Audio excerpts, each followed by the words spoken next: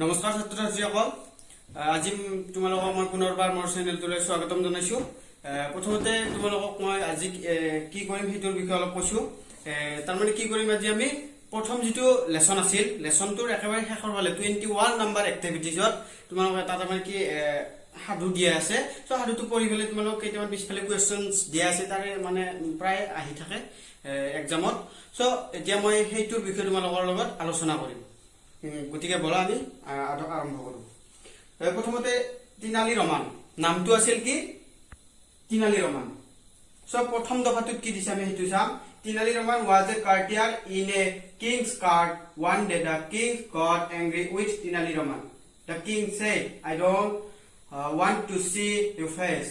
Don't come to my courtroom. তাৰপিছত তিনালি Roman তাৰমানে এজন মানুহ আছিল। সো তিনালি ৰমান কাৰ্টিয়াৰ, তাৰমানে কাৰ্টিয়াৰ ইন এ কিংছ কাৰ্ট, ৰাজ দৰবাৰৰ এজন দৰবাৰী আছিল তিনালি ৰমান। তাৰপিছত এদিনাখন তাৰ ওপৰত ৰজাৰ খং উঠিল আৰু ৰজাই তেতিয়া কৈছিল কি, খং উঠাৰ পিছত তোমাৰ মুখ মই চাব নিবিচাৰো, তুমি মোৰ কাৰ্টৰুমৰ পৰা এতিয়াই গুচি যোৱা। কাৰ্টৰুম মানে হল ৰাজকক্ষৰ পৰা এতিয়াই গুচি যোৱা। সো সেইদিনাখন গ'ল, সি গুচিও গ'ল। তাৰপিছত চাও কি কৈছে নেক্সট কথাটো। The next day, Tinali Raman came with his face covered with a pot. He made 3 holes in the pot. There were 2 holes for his eyes and 1 hole for his nose and mouth. On seeing Tinali Raman, the king said, Why have you come again? And why are you covering your face with the pot? তাৰপিছত তাৰমানে এইটো দফাত কি ক'লে যে তাৰে next দিনাখন কি কৰিছে, তিনালি ৰমান আকৌ আহিছে। কেনেকৈ আহিছে? তাৰমানে তাৰ মুখখন এটা মানে আৱৰণে, কভাৰত মানে হল আমাৰ আৱৰণ, এটা আৱৰণেৰে মানে পাত্ৰৰে মুখখন তাৰ ঢাকি লৈ আহিছে। তাৰপিছত হি মেড 3 holes, আৰু তাতে কি কৰিছে, সি 3টা হোল কৰিছে, 3টা কি কৰিছে, ফুটা কৰিছে। হোল মানে হল আমাৰ ফুটা। সো 3টা ফুটা কৰিছে।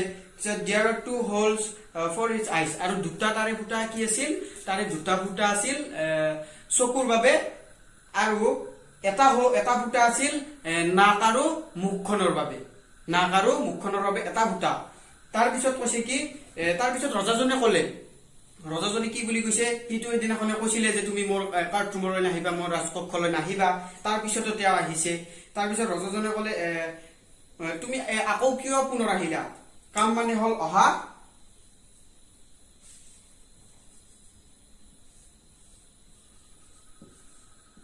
আমাৰ অহা, আৰু এইফালে দিছে কি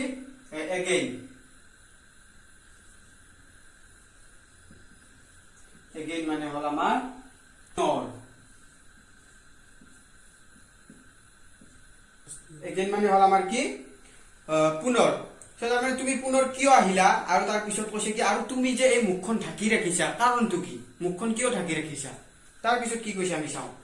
Tinali Raman replied, Your Majesty, you said you did not want to see my face. Tinali Raman কি বুলি উত্তৰ দিছে যে মহাৰাজ, মেজেষ্টি মানে হল আমাৰ মহাৰাজ, মেজেষ্টি মানে হল মহাৰাজ।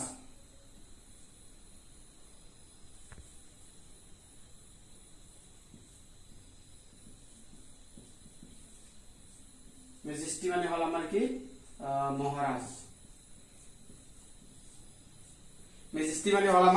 মহাৰাজ। তাৰপিছত ক'লে কি, তিনালি ৰমান উত্তৰ দিলে, কি বুলি উত্তৰ দিলে যে মহাৰাজ, তুমি মোৰ মুখখন চাব বিচৰা নাছিলা, সেইবাবে মোক তাৰমানে তুমি কাৰ্টৰুমৰ পৰা ওলাই আহিব দিছিলা।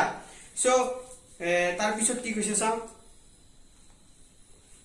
মোক আপুনি কি বুলি কৈছিলে যে মই তাৰমানে মোৰ মুখখন আপুনি চাব নিবিচাৰে, মোক আহিবলৈ মানা কৰিছিলা, সেইবাবে মই কি কৰিছো, মই এই তাৰমানে মুখখন কি আৱৰণেৰে ঢাকি লৈ আহিছো এটা পাত্ৰৰে।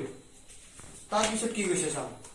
তাৰপিছত কৈছে কি, the king love and said, ৰজাজনে, কিং মানে হল ৰজা, কিং মানে হল ৰজা, কিং মানে হল আমাৰ ৰজা।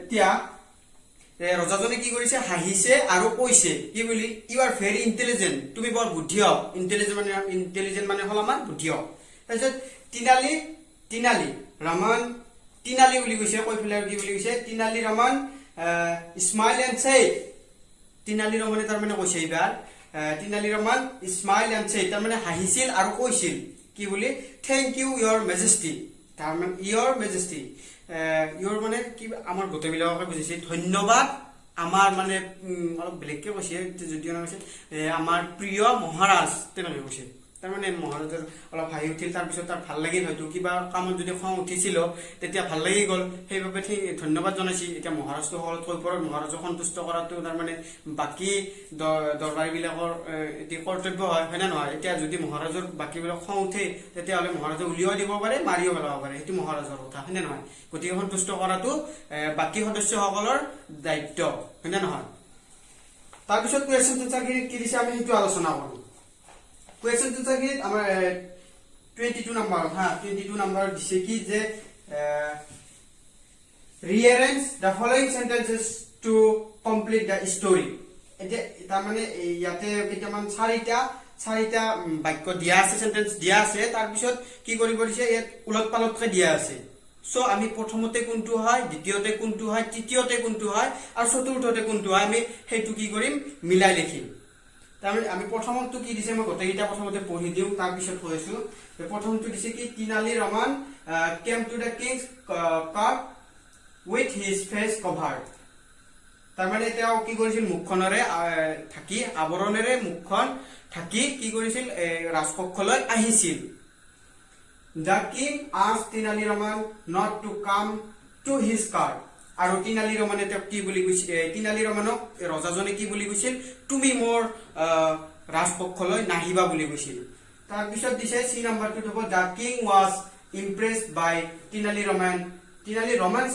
intelligence আৰু এই ৰজাজনে তিনালি ৰমানৰ সেই মানে ইমপ্ৰেছিভ হৈছিল হয়নে নহয় সেইটো কথা কৈছে কি তিনালি ৰমানৰ ওপৰত ৰজাজনে ইমপ্ৰেছ হৈছিল কিয় তেওঁ বুদ্ধিয়ক আছিল হয়নে নহয় সেই কাৰণে তিনালি ৰমানৰ ওপৰত ৰজাজনে ইমপ্ৰেছ হৈছিল তাৰ পিছত the king recognized Tenali Raman thought his face was covered তাৰমানে 4 নম্বৰটোত কৈছে কি আমাক যে এই তিনালি ৰমানে যে সেই পাত্ৰটোৰে তেওঁ আবৰণটোৰে কি কৰিছিল থাকি লৈ আহিছিল তাৰ পিছতো ৰজাজনে তাক কি কৰিছিল চিনি পাইছিল সেই কথাটো কৈছে এতিয়া আমাৰ প্ৰথমতে যেটো দিয়া আছিল হেতু নিশ্চয় আমাৰ প্ৰথমতে ঘটা নাছিল সেই ঘটনাটো আমাৰ প্ৰথমতে ঘটা নাছিল প্ৰথমতে ঘটিছিল কি আমাৰ বাহিৰলৈ উলাই আহিব দিছিল আৰু বাহিৰলৈ উলাই আহি তাৰ মানে ৰাজকক্ষৰ পৰা উলাই যাব দিছিল উলাই যাওয়াটো আমাৰ প্ৰথম হ'ব তো আমাৰ ইয়াতে কোনটো বাক্যত আছে প্ৰথমতে বি নাম্বাৰটোত আছে the king asked Tenali Raman not to come to his court তাৰ মানে মোৰ ৰাজকক্ষলৈ আৰু নাহিবা বুলি হেতু হ'ব আমাৰ কি প্ৰথম তাৰ মানে বি নাম্বাৰটো হ'ব আমাৰ 1 নাম্বাৰ হয় না নহয়